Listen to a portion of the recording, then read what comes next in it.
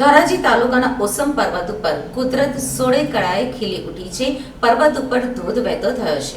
ધોરાજી તાલુકાના ઓસમ પર્વત ઉપર વરસાદ પડવાના કારણે કુદરતી ધોધ વહેતો થયો છે. પાટણવાવ ઓસમ પર્વત ઉપર કુદરત સોળે કળાએ ખીલી ગઈ છે. શ્રી ટપકેશ્વર મહાદેવ મંદિર પાસેના ધોધના કુદરતી દ્રશ્યો સામે આવ્યા છે.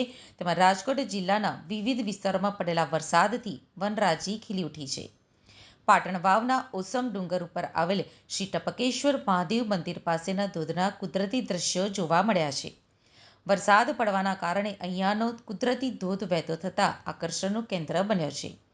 કુદરતી ધોધની સાથે સાથે પાટણ વાવ ઓસમ પર્વત પર કુદરત સોળે કળાએ ખીલી ઉઠી છે. રાજકોટના પીઠડિયા, રબારિકા, જાંબુડી, મેવાસા, પ્રેમગઢ, પાંચપીપળા, સરદારપુર સહિત ગ્રામ્ય વિસ્તારમાં વરસાદ જોવા મળી રહ્યો છે. પ્રેમગઢથી રબારિકા જેતપુર જવાના રસ્તા ઉપર પાણી ફરી ભરાતા વાહન ચાલકો અટવાયા હતા. જેતપુર ગ્રામ્ય વિસ્તારમાં ભારે વરસાદને લઈ ખેડૂતો ખુશખુશાલ થઈ ગયા હતા.